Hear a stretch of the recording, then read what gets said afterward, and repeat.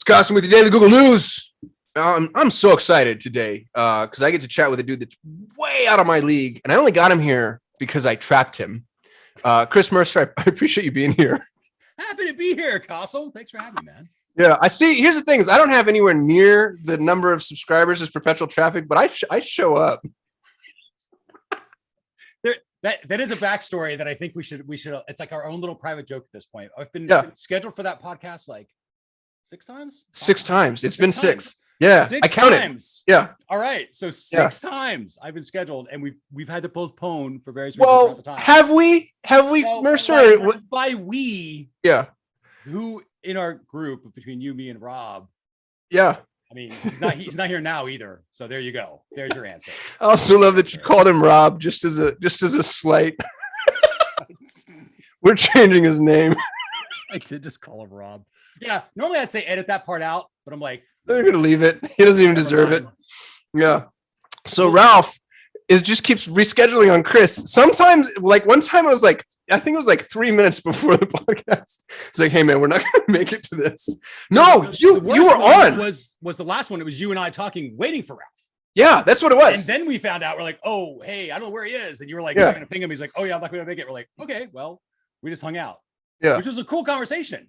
It was super cool. That's a good segue because that's what led to this conversation. Because we're like, it happened again. Only this time we knew about 24 hours in advance. Right. So we're like, well, let's just keep the time on the books and chat and see where it goes. Right. So let's create some content. Here we are. Let's create some content. Yeah.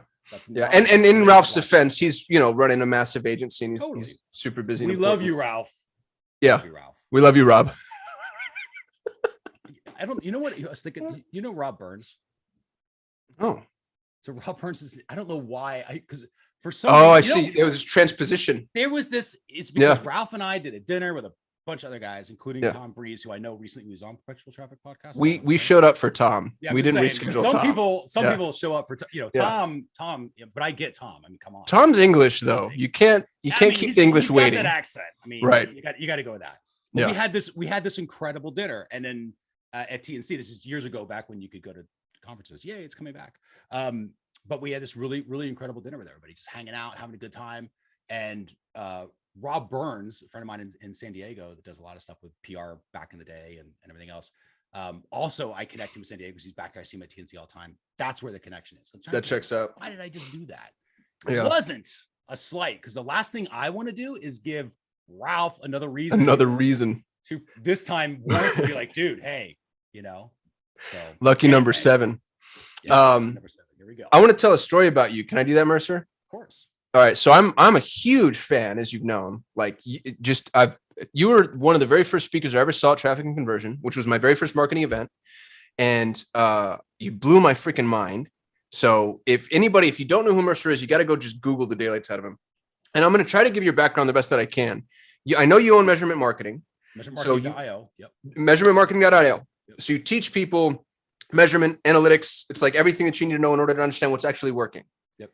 Which, to pause, it's the most, if you think about the deferred maintenance of every business, that I think is like the squeakiest wheel. It's the thing that every business owner kind of like, all right, I'm just going to get to that someday. And they never, ever do. It's super important, but not at all urgent for most people. Yeah. But then what's sad is like you flash forward 3, 4, 5 years later, and if you haven't done it, like you've left so much money on the table. And the thing that you do, Mercer, that I think is just it's so to your credit, and it's none of your contemporaries can do this. You make it accessible. It's like, hey, just measure this one thing, this one way, and you've started it. So you kind of help people build the bridge. And like other people, you feel like you're watching Tony Stark work, they're like, oh, we can do all this stuff. And then instantly I just glaze over and I'm like, no, I'm done. It's like Minority Report. Exactly. Dude. Yeah. For real. Yeah. So you make it, you dumb it down, and that's not a pejorative. I mean that for the rest of us. Like you obviously understand it, but you can bring it down to earth. Here's what's cool about you though. And I've told you this before offline, but I'm going to immortalize it. I've built 2, and this is going to be an arrogant statement, so forgive me, but I've built 2 multi-million-dollar businesses off the back of what you taught me. So I went and bought Mercer's shit, and I say this all the time. I had the highest performing real estate investment campaign on the planet. Real estate investment is the hardest industry, except maybe personal injury. It's the hardest injury in Google Ads. We talked real estate investment, and we did it. I don't even know if you remember this, dude. We did a call with you. And we were talking about how to route the leads, and the UTM wasn't going to match up. And we had this huge data problem because we'd already gotten the campaign well, but we were like, dude, we have no idea how to do like the post-acquisition distribution based off of first party data. And you were like, oh, guys. And it was so easy. It was pretty easy. I remember. Yeah. But it was easy for you. That's the thing is like when you have the world authority on some shit, like you were just like, oh, this is what you do. And I sold that agency. It was my first exit. And I owe that to you. And then Google Ads, we weren't always a Google Ads agency. We were a full funnel agency and we didn't know what we were doing. And the only thing that I did differently than every other Google Ads agencies, including the one that I was outsourcing to, because I was white labeling before we were doing it in-house, is we just started paying attention to the measurement. And I bought your course and I put every member of my team through it. And it was like, everybody needs to know this. And I can't even tell you that we were that good at it, but anything was better than what other people were doing. Yeah. That's exactly right. Yeah, dude, I've got the number one Google Ads agency on the planet. And I've got you to thank at least 51%. Like it's all on the spine of whatever it is you like that's the mechanism that we built. You were the what would you call it? The neuro. You know what I'm trying to say? I'm trying to pay you a compliment, Mercer. I'm thinking, okay, I'm the fulcrum, I'm the catalyst. He's like neural. I'm like the neurals. No, like I'm trying to think like we built an Android together and your training was like the brain in this. I'm feeding your algorithm. That's all. There you go. I'm that neural network for you. Yes. Well, thank you for that. Yeah. Well, and I want people that are listening, watching, whatever it is that you do to this channel, because we don't have a huge subscriber base, but they're super engaged, super ravenous. So if there's something I swear to God, I mean this, before you learn anything from me, before you go buy a Google Ads course, like Mercer he's the Old Testament. Like you can't be right with Jesus until you know like where it all started. You know what I mean? Like Adam and Eve. Yeah. You do, dude. And you have to know measurement. And I don't care if you're running ads, if you're not running ads, if you're an entrepreneur, if you're in business in any way, and you don't know measurement, like, oh my God, the impact that's made on just the way I think, like it's paradigm shifting, you know? And now I've got dashboards for literally everything. And I'm not even good at it, dude. Like the conversation you and I are having when we were offline, when Rob stood us up, it was all about how much I sucked at it, but I'm better than most. And that's because of you. So all that to say, and I'm sorry if I'm embarrassing you, but thank you. And I want other people to benefit. And dude, what you give your education away for is a freaking joke. Like, I don't remember what we pay. No, it's an insult now. Like I'm yelling at you, like you charge nothing. You charge constantly told that. Yeah. $0, like effectively for what people get. So it's so everybody, if you're watching, go buy now before Mercer wises up. And Marketing Academy, pick it up. Yeah. Yes, definitely. Yeah, so let's go there real quick. So Measurement Marketing Academy. So measuremarketing.io is the name of the company. And of course, Measurement Marketing Academy that we have. So I'm just sharing my screen here. Oh, look at you getting all fancy. Yes, man. Products. I know how to use Zoom. And we of course have the free membership too for people that want to just pick up some of the tools. But the Academy is the flagship product. Yeah, so and it's overwhelming the amount of stuff that's in there. Yeah, but you do a good job at sequencing, right? Yeah, because the whole idea is that it's a just-in-time learning platform, right? Right. Not to make just like a pitch fest on Academy. Because kudos. I mean, again, thank you. Because I definitely don't do a great job of promoting myself all that often. To your point, I guess you're horrible at it. Fine. Yeah, I am.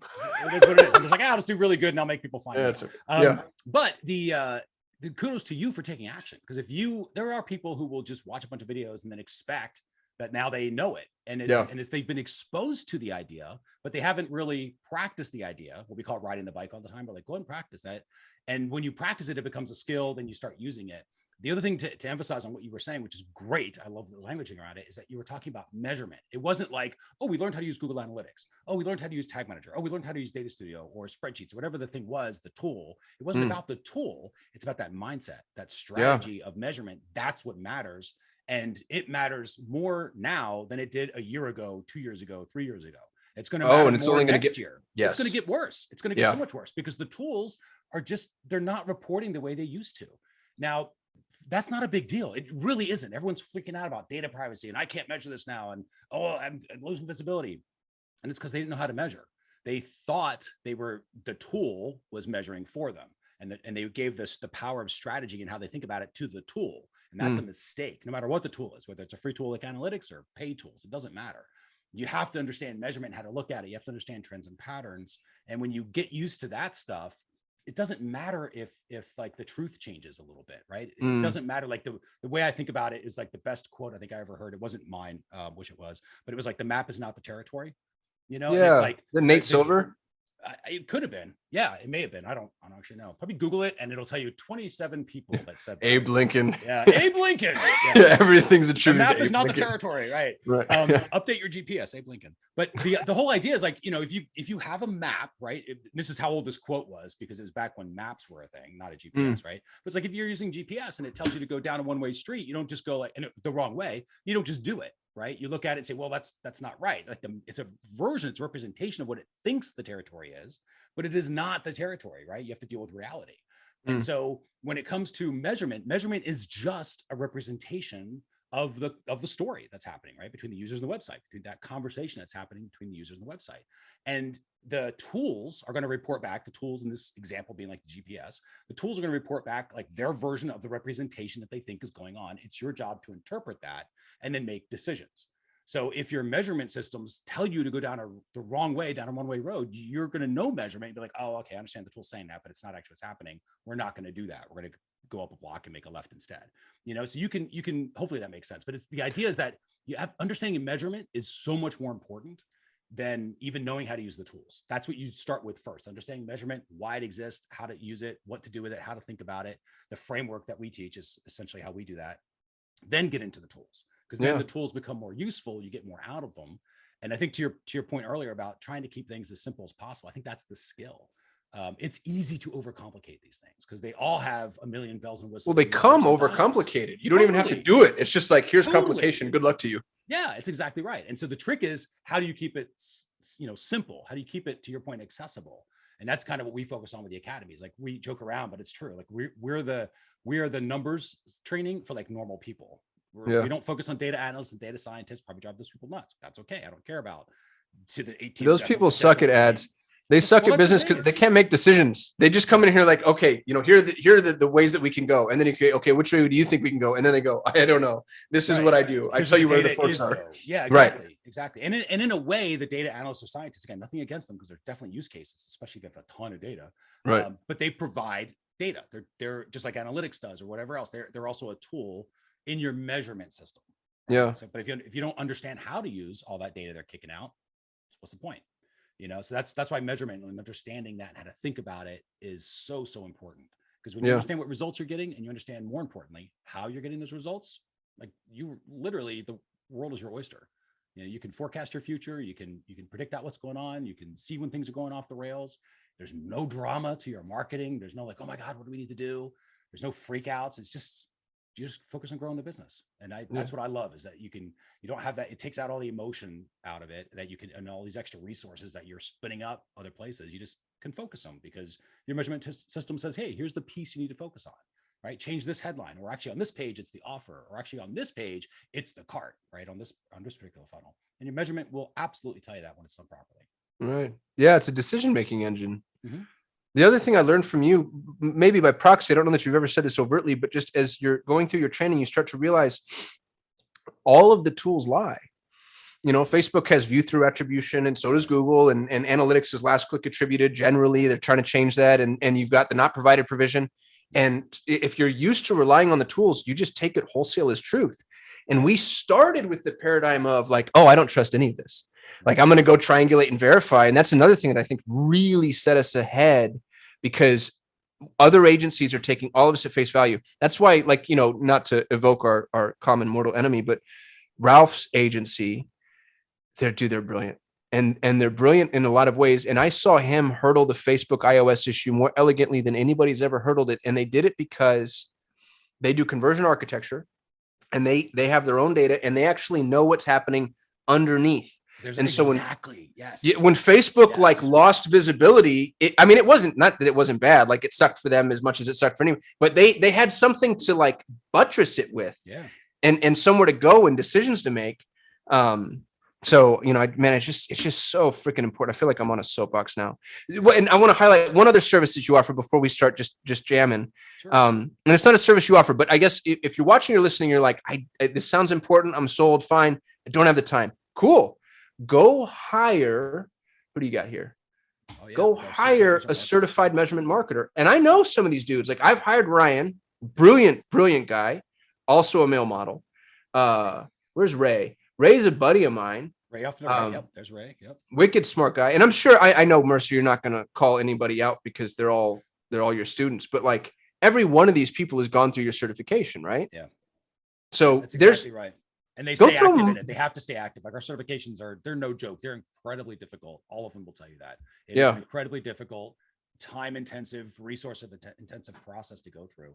And we talk to them almost every Friday on their calls. So we just because they have to stay. Really? Like things. Oh yeah.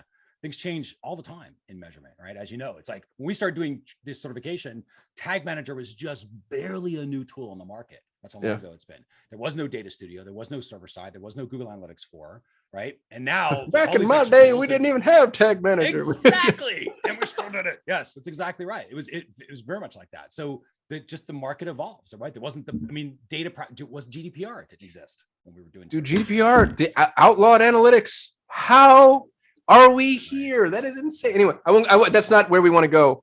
But I do, for the entrepreneurs, if you're in this position, and it's a luxury to be in this position, what I like to do if I see a gaping hole in my business is I just throw money at it. And I'm not saying that that's the smartest, best thing to do, but sometimes if you don't have time, you've got money, generally speaking. You need to spend one or the other, and you can go hire somebody that really knows measurement, take one of your key people and say, you two are married now, and I want you to spend the next however long it takes to simplify this. So anyway, we're done selling Mercer stuff. Stop being so commercial, Mercer. Come on. No, really. Sorry. You know how I get. I get all itchy. Yeah. Is there anything else in that card I sent you that you're supposed to read, or is I know? Yeah. No, I appreciate this gift card, by the way. So here's what I wanted to talk to you about. This is what I'm excited to hear, because you're like, and this is the way you think. Like you're the authority in this space. Where is it going? What's the future? The next 18 months? Because I see Armageddon. I see like fire and Terminators, and I never, ever would have guessed. I always thought it was going to be, how are we going to contend with all the extra data? We're going to need AI, and we're going to need more powerful computers and numbers crunching. And instead, it's like, oh, blackout, wipeout. You can't see this. This is gone. And it's legislative. So the governments are saying, oh, there's some of this, but there's also statecraft. Because now individual entities are going, actually, we're going to keep this for ourselves too. Yep. And they're all doing it. So how do we navigate this? And this is the last thing I say, and I realize I'm supposed to be interviewing you, and I just keep talking. But you're doing a great job. I appreciate that. So I love this interview. Tell me more. Go on, Kasim, please. Yeah. What's interesting about it and what sucks is it's actually good for me. Because all they just did was they extended the life of the agency by another freaking decade, because you're going to have some asshole that looks just like me interpreting the stuff for you. It sucks for the small business. And that I really do. I have a passion for small business. I think it's the most important individual construct in all of societies, because it frees people. It gives them time and autonomy. So what I'd like to do is, if you didn't have an agency, if you weren't paying somebody like me money, how does that person or entity move forward in this weird, opaque universe where data is being taken from us? Yeah, it's a really good question, because there is, to your point, about looking at it and saying, man, I see Armageddon, there's gonna be but that's not inaccurate, I think, right? Like that's kind of what it is. It's like we sell it as the superstorm. We're like, there are three storms that are colliding to create this superstorm of data privacy and the challenges we have with data right now. So the first is that you mentioned earlier, which was laws, right? Like GDPR in California's, and I'm sure the US will have one, because all countries will, right? This is what it's going to be. There's going to be. I like that the US and California are separate entities, by the way. Kind of, right? Because California came out, and then eventually, they run. I like that things cause cancer in California, but as long as you cross those straight lines, like exactly. You're fine. California's a very dangerous state if you look at all the warnings. Yeah. So they have that, right? So that you got laws as a storm. You've got the tech world, to your point earlier about statecraft, right? So it's like everyone's starting to restrict a little more, because partially because of these laws, right? They're starting to restrict stuff. They can't do what they used to do. You've got browsers like Brave, where they just don't measure, right? They don't allow tracking to fire back. So a lot more users are taking on that. And that's the tech storm itself. Then you've got the users. And the users are basically saying, you know what, we're kind of tired of this crap, mostly because of Facebook, I think. We're tired of this, and we don't want to give up our privacy all the time. And there's this mindset, which is not untrue. I think it's a proper mindset, is that the data is not yours because I'm on your site. The data is mine and I'm temporarily leasing it to you with the exchange of value that I'm getting from you, right? Whatever that is. So if I'm on Facebook, it's my data that I'm giving you that says I liked dogs because they clicked on the dog article, whatever it was. But the second that I want that back, it's mine to take back, right? And that's that's partially coming from the laws, but that's being birthed from the users that are coming up with this, right? That there's a true demand out there. And that makes sense to me because our data is value. 100%. Right? So that's the idea, is that it's switching from the platforms controlling the data to the users controlling their data because they own it and they should be able to tell what to do. And of course it's various stages of that, right? So Europe is a completely different environment than it is in the US. Everyone's kind of a little bit of everywhere trying to figure out what's going on. Now in Europe, especially, which is why everyone's watching it, it's going through its legislative process now where the lawyers are finally getting involved. So this is where you start having these judges' rulings coming out, and then there's going to be appeals, and it's going to go on for a while to see what the truth really is when it comes to, what's legal and not, and kind of the shades of gray, I guess, when it comes to compliance. But from our perspective, it's like, if you, as a small business owner, you look at this and you go, oh my gosh, like, what am I supposed to do? The answer is not put your head in the sand and be like, well, I don't have to worry about that. It's too complicated. Because what you're basically saying is, and this is the most dangerous belief, you and I have talked about this before, offline, but just that concept of like, hey, as long as I'm making money, I don't care. Right. That is the most dangerous. I'm paddling down this river.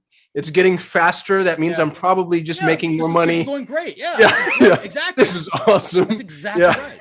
And I have talked to a lot of owners that are right on the flip side of that belief, which is until it doesn't make money. Right. And then all of a sudden you're like, hey, I don't care as long as we're making money. Then one day you don't make money, and you instantly, which I think is smart, you would turn to your team and say, okay, what happened? What broke?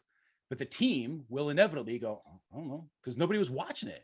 Right. Nobody understood what if they knew what their results were, meaning, like, let's say something generic like revenue, they didn't know how they got that revenue. They didn't know how many people saw the offer pages or the product detail pages. They didn't know how many people started the checkout process. They barely knew what their number of transactions were, what the average ticket was. They couldn't break that down by traffic source. They couldn't break it down by, warm traffic or cold traffic. And so they don't understand their machinery. So it's great that their product or service is making them money, but if you don't understand how you're making that money, you cannot fix what needs to be fixed, and you cannot replicate success. And that's why it's so important to understand that. Now, that's sort of that measurement mindset that we talk about, which is to help people reframe this, because they think, oh, I have to learn analytics, which is like, let's go take my medicine, right? Like, nobody wants to learn analytics. I get it. Right? I get it. But measurement is a skill everybody in the company should have. You should have a measurement culture where you're thinking about and all that means is you can say what your results are and how you're getting those results. That's all it is. It's all it is at the end of the day. So when we think about the measurement mindset, the way that I like to think about it is like in the offline world, right? If I have a golf store or whatever, you come in and you check out the store. Do you want to buy some clubs? I'm a salesperson. I'm going to come up to you. Hey, Kasim, how you doing? What can I help you with? Oh, I'm trying to find a putter. Great. Let's go to the putter section. Let's try one on, right? You do some practice swings and you've got, okay, now I like this putter. Yeah, I'm gonna go ahead and purchase it. And you get a transaction. In that take, there would be a conversation, a very natural conversation where I would be asking you questions, left-handed, right-handed, whatever. What are you trying to use it for? How many strokes are you trying to take off your game? Whatever the stuff is that people ask. I don't know. I don't sell putters. But there would be that conversation. You would be giving me answers. I would be adjusting my conversation based upon the answers you give me. In other words, if you say I'm left-handed, I'm not going to give you a right-handed putter. That would be silly, right? So it's like I'll adjust my side to match your side. But that's because we're having a conversation, and it's really easy to do that when you're offline, because that just makes sense to everybody. But it's like, of course, that's how it works. Digitally, the exact same thing is happening, and people just don't realize that. But there is a conversation that you are having with my website. When you go to a website, that website is having a conversation with you because I can't be there. So the website is, and the website is the proxy, right? And it's having a conversation. In the case of the Metro Marketing Academy offer page, it's having a conversation that should be building value for the Academy, right? And that's what that page should be doing. And we measure for that. Is that happening? We measure to see, is the conversation that the page is thinking that it's having, is that the conversation that's actually having? So we can tell if somebody, went to that page, if they're scrolling down, if they're interacting with it, if they're spending time in certain sections of the page. Like, for example, if you look at the pricing table at the bottom of that page, if you're staring at that for 4 or 5 seconds, to us, we signal what we call an investigate event, which means, okay, somebody is probably thinking, again, with no guarantees, but we don't need guarantees, right? probably they're thinking about purchasing because they're looking at that table, they're looking at the stuff around it, they're considering a purchase. That's so much more important of a measurement signal for me to know that, right, to how that's working, than to know that you came to the page. Because you could have just come to the page accidentally. You could have come to the page and left within 2 seconds. Well, do I want to follow you around the internet trying to get you to retarget for our academy? No, because you're probably not interested in it. But if you're looking at that, you investigate it, and you still decide not to click to the cart, well, those ads can have a completely different focus now. And I can have a much more useful conversation with you because I know that you considered the academy, but it wasn't enough for you to go to the cart. So let's show you some ads with other people who are having success with the academy. And now come back to the page with the intention that now you can go to the cart, right, to purchase it, because maybe you just need that little extra boost. And so the only reason I can do that is because I can measure for those behaviors. Now, does it mean I'll be able to measure for every single person who comes to the site? No, because we talked about earlier, you don't need to, right? We just need a little, a sample of the crowd who's to the site. I don't need to measure every single person. I don't need, if I'm fishing, I don't need to know where every single fish is in the ocean to go catch a fish. I just need to know where most of the fish are most of the time. That tells me where to throw the net, and I'm going to catch fish that way, and that's the same thing when it comes to marketing. Is you just have to know where most of the people are doing most of the time, and you don't need to know what every single person's doing. And so when you go through that mindset, you make these subtle shifts when it comes to thinking about your measurement and how you operate it, the tools become easier to use, because instead of just diving into something like Google Analytics, and I know I went through this, I felt like I was splashing around in a bunch of data, hoping something would hit me in the face, right? Where it's like, I'm going to click on this report. I don't know what to do with that. I'm going to click on this report.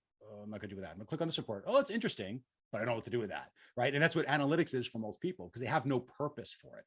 It's not designed to answer a question. So when you have this measurement focus and you're like, okay, I need to know what my results are. I need to know how I'm getting those results. How many people investigated the academy today? And if it was a proper amount, did those people go to the cart? Did they end up completing the way they were supposed to complete that purchase for this average ticket, whatever it is, to generate the revenue? And if it was, awesome. The job for the marketing team is to go get more traffic, because they know the conversation's working the way it's supposed to.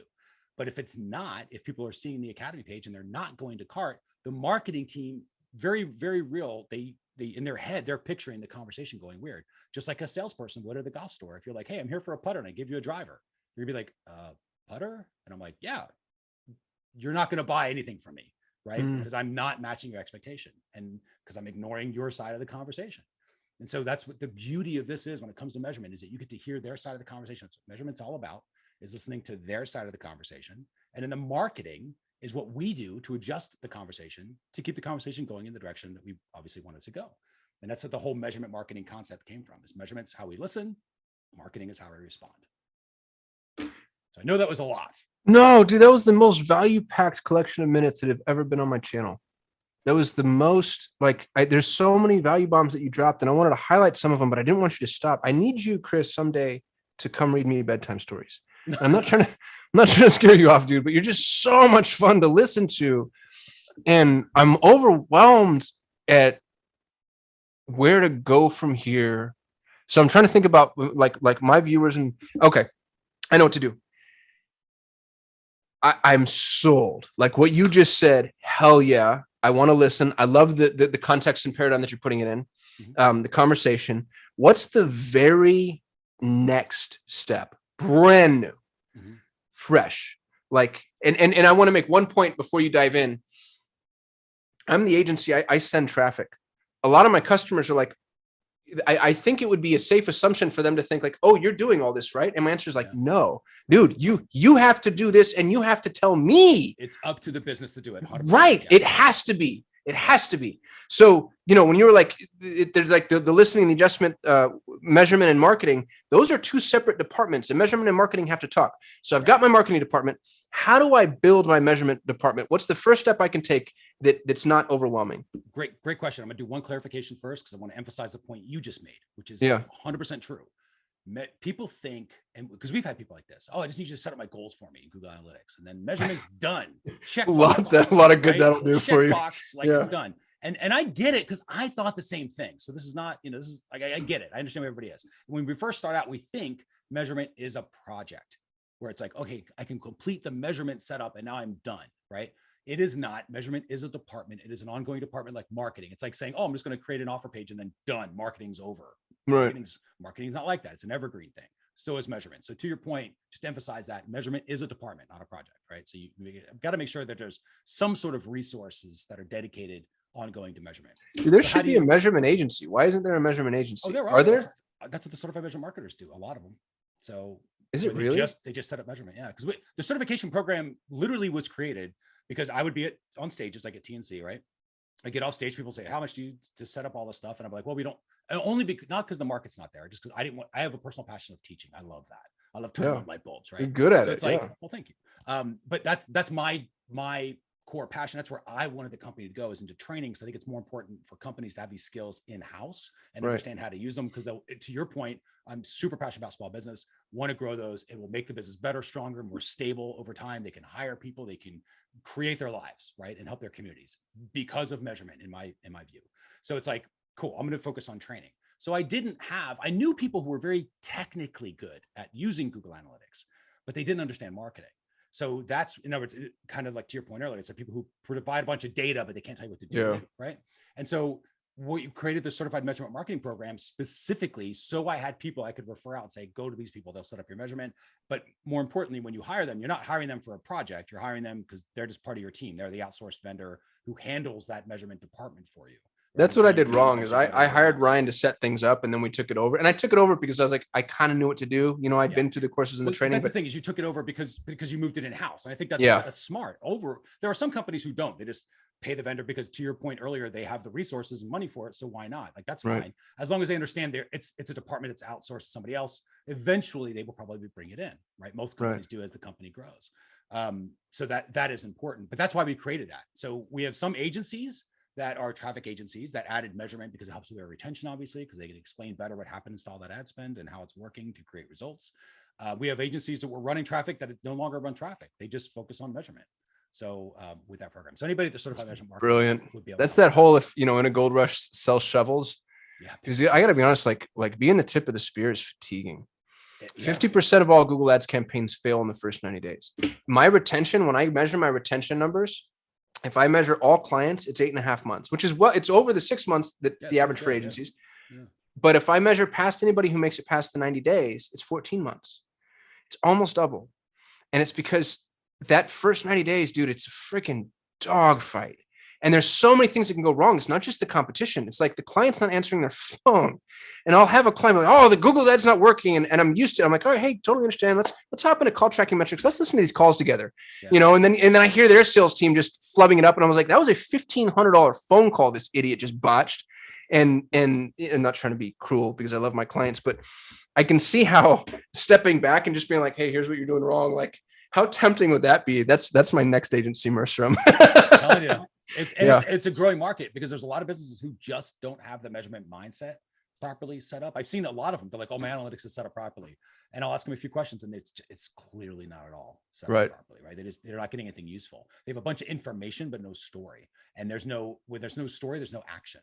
Yeah. Like for us, we think about the dashboard, whatever report it is. Like we get asked all the time, well, we have to learn how to analyze our reports. I'm like, well, you should just learn how to make simpler reports that don't require dude, why isn't that a t-shirt?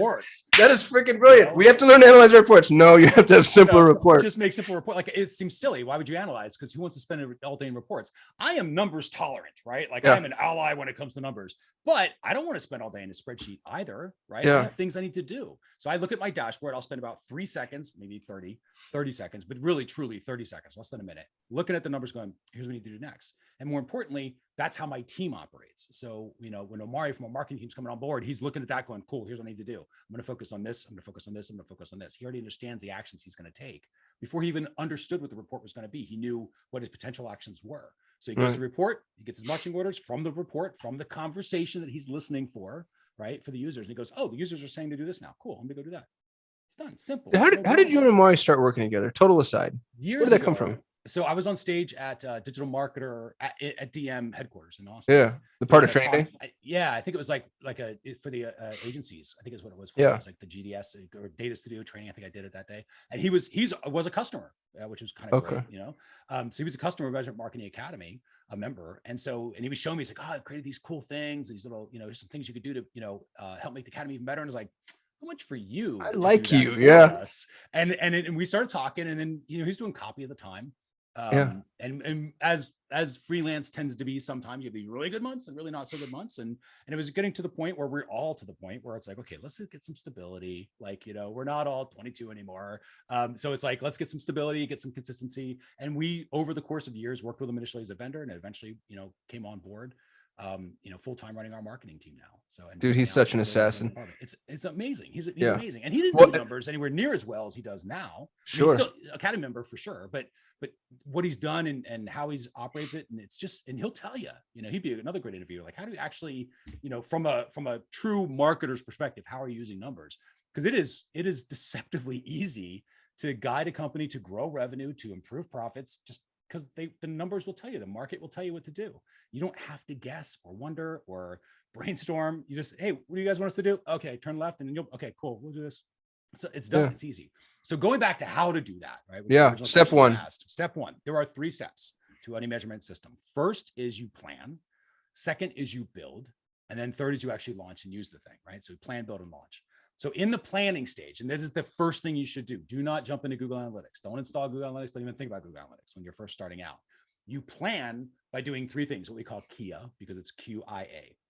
So the Q stands for questions. So you think about, and you kind of think about this like 3 columns on like on a whiteboard or a piece of paper or something like that. It's like 3 columns. The first column is all the questions you are trying to get answers to.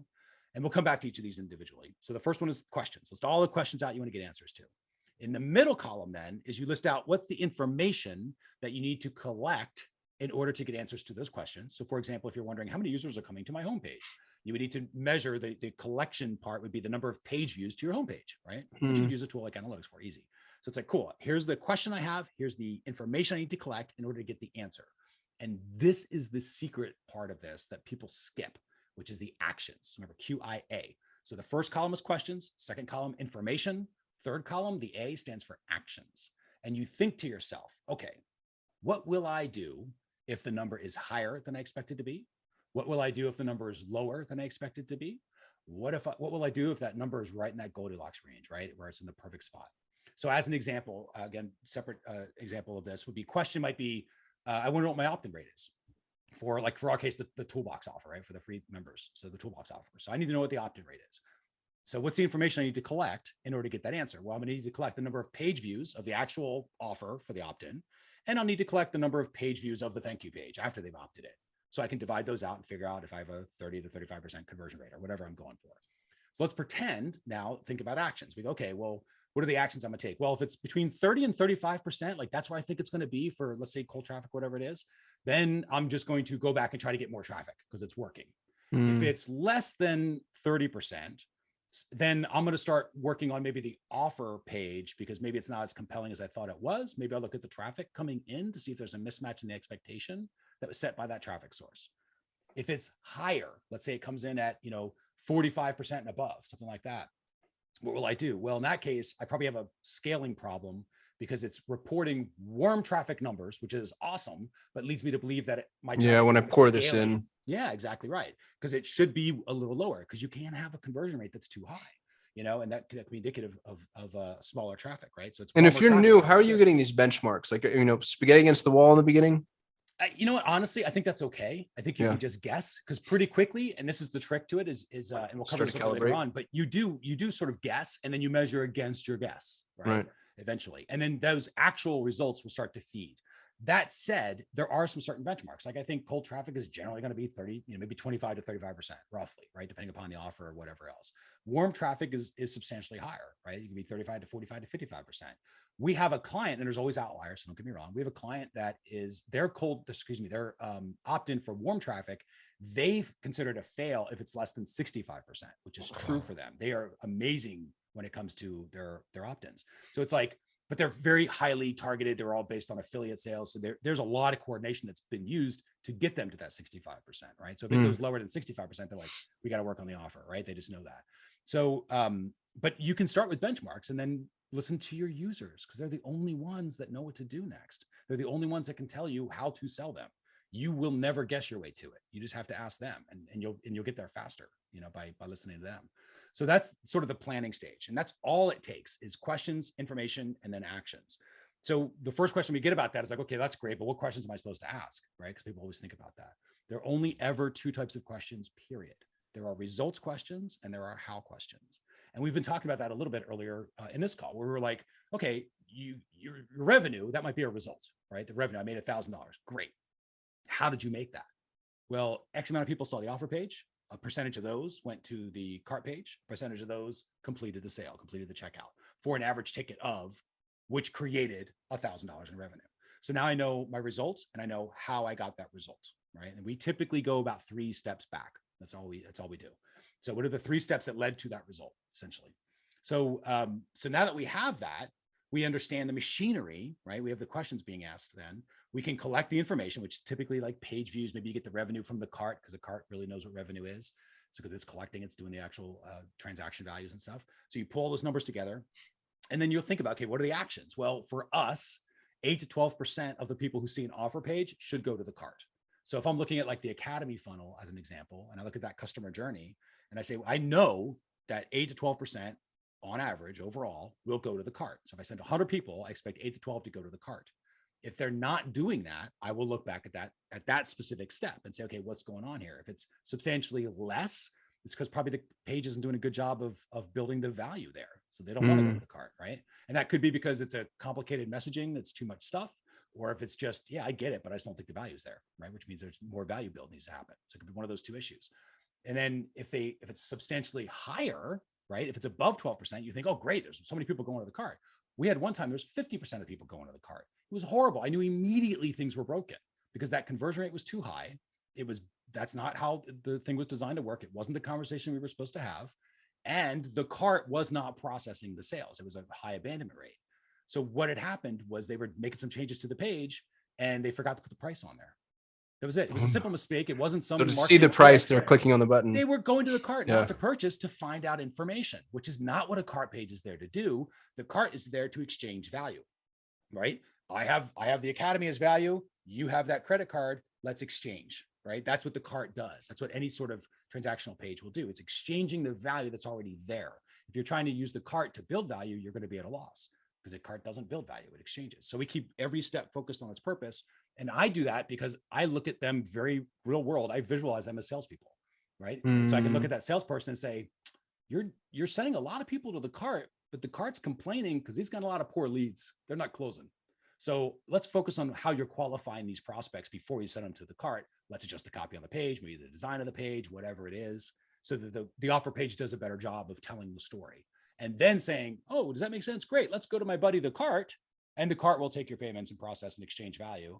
And then the cart goes, great. Now that we've done that, let's go to the fulfillment page because they're going to tell you the next steps to access your product, right? And it's a nice, simple process. But when I visualize it like that, it makes it so much easier to improve the marketing because I can look at it and be like, oh, you're having a really bad, stop punching people in the face. Don't do that. Customers don't like that, you know?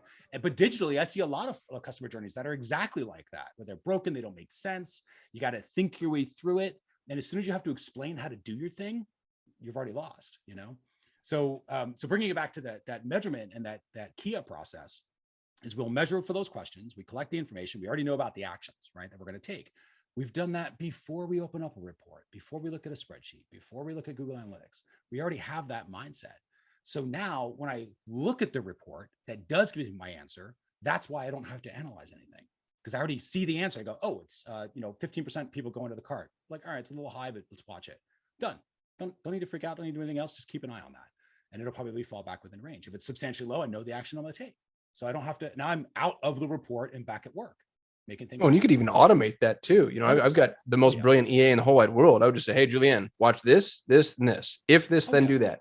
I mean, that's exactly right. That's exactly right. It can be very, very, and that's what I meant by there's no drama, right? It takes out all of that. Oh, what do you guys want to do? And all the, how am I going to do this? I'm not sure what, I mean, we literally project out our company by results, those results and how things I was talking about to the number. We know the page views, we know the cart views, we know the transactions, we know the average ticket by week for the year, right? And right now we're recording this in February of 2022. I have that done for the rest of this year and into the first quarter of 2023 already. Where are the projections? Does that mean that a year from now, I'm gonna hit the exact numbers that are on that sheet? Probably not, but I've got projections already set up. I've got goals set out. I know how the machinery works. I know how the machinery is supposed to work going forward. And now we just got to steer the ship to hit our marks, you know, and that's it. We just listen to the feedback and make sure that the conversation is as we thought it was supposed to be. That's all it is. That's all measurement is, listening to the conversation. So when we have our plan, which is that first step, do not skip the plan. And of the plan, never skip actions, which is what everyone just doesn't know they're supposed to do. Figure out the action step. Then you move to your build. And that's where you do use tools like Google Analytics and you set that stuff up. You do have to learn the tools. There is that. But it's pretty simple because you start with the results. You maybe set up some goals in a platform like Universal Analytics. You can set up the goals so that analytics, your platform, whether it's Google Analytics or Wicked Reports or House, it doesn't matter. Do you have tools you like, Mercer? Like Google what are your, Analytics. okay. Google Analytics. Yeah, it's free. It's easy. And if you know how to use the tool well, you can get answers. There's never been a question we couldn't answer with our platform or free tools. Not to say there's not a place for paid, because some people like paid tools, which is fine. So if that's easier for you, I wouldn't suggest against it. But if you understand how to use the free tools, I think you'll have answers to anything you want personally. But with Google Analytics, like you'll set up a goal. So now the platform understands the results that I'm trying to achieve, right? Then you make sure that the traffic is tagged properly. That's what you talked about using UTMs before, as little parameters you can add to the URLs, so that now the platform understands where the traffic is coming from. And then you what we call story the platform, which is like you have to do what we call setup. Analytics is, and this is Google's fault, I think, is that they made it so easy to turn it on, to activate it, that people confused activation with setup. Yeah. So it's like, oh, put a little plugin on your WordPress site or click the little checkbox in your Shopify store. Bam, analytics. It starts loading up with all this stuff. And everyone's like, okay, well, now how do I use these reports? And the answer is you can't yet because you didn't set it up. You just turned it on. Now you have to customize it to tell your story that you wanted to tell. Then it's set up. Now you will see a story. So the way that I like to think about this, like if I gave you a kid's book, Alex and the Three Bears, and I say, read the kid's book, you probably would do a pretty good job, right? Now you hand that book back to me and I rip up the pages in the pieces, put them between the covers, and I hand you back the book. Can you read me that story? The answer is yes, you can. But there are people who just thought, no, I couldn't read the story. Why? I didn't change your ability to read. Still a good reader, right? I just made it a lot harder for you to read the story because now you got to dump out all those puzzle pieces. You got to tape them together. Some of them get lost in the couch and you're like, I'll just make that part up, right? Make some assumptions about what's probably going on. And you do your best job of telling the story, but it's harder. It takes a lot more time. Google Analytics by default, when you just turn it on, you haven't customized it, but if you just turn it on and you start using it, it is like that kid's book with a bunch of ripped up pieces of paper inside of it. All the data's there, right? The story's still there. It's just ripped up in a bunch of different pieces and it's not ready to be really easily accessed. And so when you set up your analytics, meaning you turn it on and then you customize it, things like cross-domain measurement and some other things that you would do and how you set up your goals and your traffic, when you do that properly, it will very naturally be a story. You'll look at something like the source media report in Google Analytics and just be like, oh, cool, I see exactly what's working. I see exactly what's not. I see exactly what should be happening next. And you move on. Not a big deal. So if you don't have a story that's easily seen, that's not you. It's not because you're a bad reader. And the way to translate this to measurement, it's not because you're not a numbers person. That's what people think. Oh, I'm not a numbers person. Okay. It's not, it has nothing. Do you know 2 + 2 is 4? You're a numbers person. Congratulations. It's all you need to know. It really is. That's it. Not to make light of it, but that's not a thing. That's a belief you have. That's not a real thing. You're clearly a numbers person because 1 + 1 = 2, 2 + 2 = 4, right? Like done, easy. So if you can do that, you can do the rest of the stuff. If you can read a kid's book, you can read a regular book, right? So we're not changing your ability to read.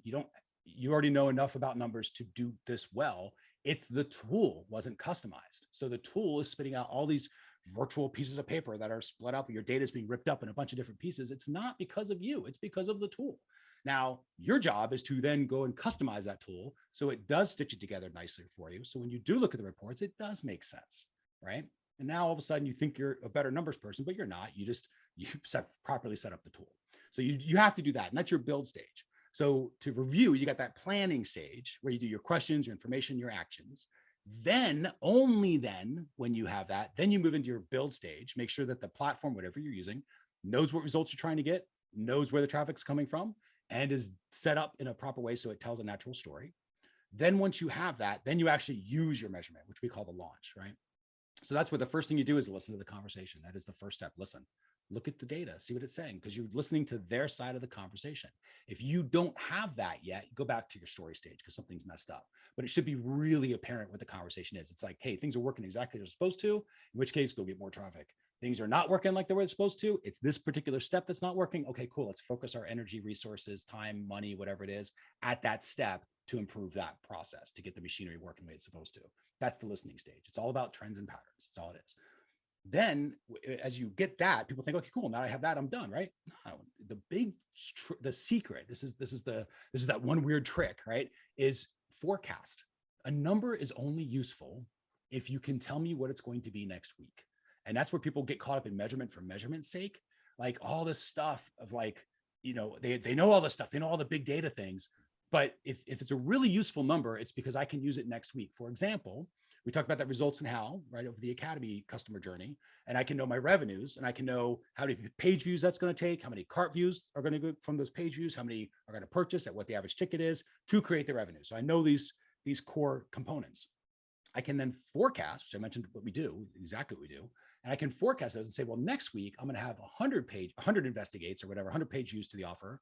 Then I'm going to have, let's say 10 of those go to the cart. Of those, half of those are going to complete at an average ticket of, $2,000 or whatever the price is, to create the revenue that I want next week. Right. So I forecast, because that's the trick to measurement. I thought this too. Again, this is not me saying, you shouldn't think like this, because I totally did. It was an evolution of thought. I thought measurement was all about knowing what's working and what's not, but that's not important. It's knowing what's coming next. That's the pinnacle of a measurement system. You have to know what's coming next. So it tells me, here's what your results are going to be next week based upon your recent past. It's coming off actual results because I'm measuring against it all the time, right? So then now I've got my forecast, right? So the first is you listen to the conversation. Second is, cool, now I've got my benchmarks. I'm going to forecast out what my near future's probably going to look like based upon those trends and patterns that I'm seeing. Now I just measure against my forecasts. So instantly I know, did I hit the mark or not? If so, great, go get more traffic. If not, it's going to tell me the exact point. And that's the third key to the launch step, is that's where you optimize. And all you have to do is go to that step that's not working the way it's supposed to, where the conversation's going a little south, right? A little different direction than you want it to go. And you go, okay, well, why is that conversation going that way? Let's go focus on there. Where are we messing up what we call the expectation engine? Where is the expectation either being set incorrectly or where it's not being matched correctly by the step? It's one of those two things somewhere, whether it's on page copy or from one step to another step, from an ad to a page, whatever it is, there's an expectation always that has been set. There's an expectation that needs to be matched. And if there's something that's going weird with your conversion rate, no matter where it is in your customer journey, it's because the expectation got disconnected there. And you just focus on that. Where is that? And you look for that, and that becomes the game. So now optimization is fun. It's not stressful. You're like, cool, because you know where to focus. You're not thinking, well, golly, we didn't hit our revenue numbers, because most companies, that's what they do. We didn't have revenue numbers. What do we should do? I don't know. Maybe we should change the offer. I don't know. Maybe we should change the product. I don't know. Maybe we should change the headline. Maybe we should change the ads. Maybe we should use different platform. Maybe we should just do a webinar. I heard webinars are awesome. The last mastermind group I was in, they said webinars were killing it. Let's do webinars. And now you're just doing random acts of marketing, constantly guessing, right? I think it was a Dan Kennedy term, constantly guessing as to what to do next. When if you just learn to listen to the conversation, the users will tell you, like, hey, I thought this was a really good offer, but I just didn't think the value was there for me. And you go, cool, well, let me explain to you why you were incorrect about that. Here's the value I forgot to tell you about, or here's the same thing, but told in a different way with a little more emotional words to make sure you understand the value that this has. And you change the copy on the page and you will see the numbers bounce back up. We do this all the time. Like, we eat our own dog food, right? Like, we do this all the time for our own customer journeys, our own funnels, and it works consistently, and it has for years. So for us, like I said, we do a substantial amount of revenue as a company, right? I'm happy with the revenue, but our list is like 3,000 people. We have per email, it's insane amount of money per email that we have on our list. Most companies can't even touch that. They're too worried about their million-person list. And I'm like, if you just listen to the conversation, you don't need to brute force it. You don't need to have 1 million people on your list. You can have a really tiny list and get an amazing amount done with that, because you're listening to the conversation, because the users are involved, right? Even if they're not consciously aware that they're involved in that conversation, it feels better. The experience is better. So you get better conversions. There's a better value exchange that happens. And this is what measurement done well can help you to do. So those are the 3 steps. You plan, you build, you launch. When you plan, it's all about questions, information, and the actions you're going to take based upon the answers you get. When you build, you make sure that the platform knows the results you're trying to get, where the traffic is coming from, and that it's a setup. So it's telling a natural story. And then when you launch it, you actually start using your measurement. It's all about listening to the conversation, forecasting your, what we call marketing forward. You forecast what your near future is going to be based upon those past results you've been getting. And then you just measure against your forecast. That's where you optimize. And that tells you, okay, cool, here's where we're going to focus. Here's how we're going to improve things. And then you rinse and repeat, because that's going to cause more questions. And that's going to cause you to collect different information, which will cause you to take different actions, which will adjust your build, your implementation. And you go through the framework over and over and over again. We've gone through it thousands and thousands of times, and we'll certainly keep doing that. because every time you go through it, you build just a little bit more measurement muscle, and then you get better and better at it. So this is to your point earlier about making these accessible. One of our phrases, like, get good enough to get going, come back and make it better later. You don't need to know, even though it's super easy to say this on stage. I could say, Kasim, what every business needs to know, what the customer's worth on day 0, on day 7, on day 14, on day 30, on day 60, and day 90. And you go, oh my God, it's brilliant. Absolutely, you should need to know that. You know how hard that is to get, how much complication there needs to be to have platforms like that. Is a seriously easy question to ask, very hard to answer. You have to have some serious measurement skills to put those together in a way that that answer will come back. It's not easy, right? And I don't like black box systems that just spit out the answer without me understanding how they got that answer, because I don't trust that. So I like building everything. That's why I like using these tools, because if I put the number there, I know I can trust that number because I know how that number got there. You know what I mean? So that's why I like it. But it's like, that's the sort of stuff. It's like, don't worry about that. Don't worry about that thing you heard on stage or that mastermind guy who's doing this thing, because maybe they have more measurement muscle than you do, so they can answer that question. You focus on where you're at. You focus on the basics of what results are you getting, how are you getting those results. Do it by the product or service that you have to get started. Like, we have one for the Measurement Marketing Academy. We've got one for the certification program. We've got one for the Measurement Mastermind, right? We've got one for private guided training. We've got one for Academy for agencies. So it's like all these different journeys. We know our results. We know how we're getting those results. We've projected out how those are supposed to work next week, next month, next year. And we are constantly measuring against those to make sure that our marketing is producing the result it's supposed to, that machinery is working the way it's supposed to, that the site is having the conversation that it's supposed to be having with the users. Mercer, that was a masterclass, dude. Like, I asked you, I was like, what's the first step? And Mercer's like, well, let me teach you marketing and measurement. I love it. QIA, brilliant. Plan, build, launch. Like, that's it's so accessible. Simple. It's so accessible. Yep. If you're watching this and you're not about to go do these things, you deserve what's going to happen to you. Like, and I'm actually, dude, I create this content because I want to help people, but I think sometimes tough love is really important. And it's like, go pause, whatever it is you're working on. I swear to God, there's nothing more important than this. I'm going to say something mildly dramatic, but I mean it. I think you're the most important voice in marketing. I don't think people are going to realize that, because it's not a topic that's easy to sex up. You do a good job at it, especially people can see your hair. Like, you got the whole, you and Tom Breeze. Right, bam, there it is. Have the hair. Yeah. But measurement, it's in analytics and whatever, they're all repellent, but they're so freaking critically important. So, dude, where can people find you, follow you, listen to you, hear more? So, obviously the website itself is measurementmarketing.io. So thank you for showing that earlier.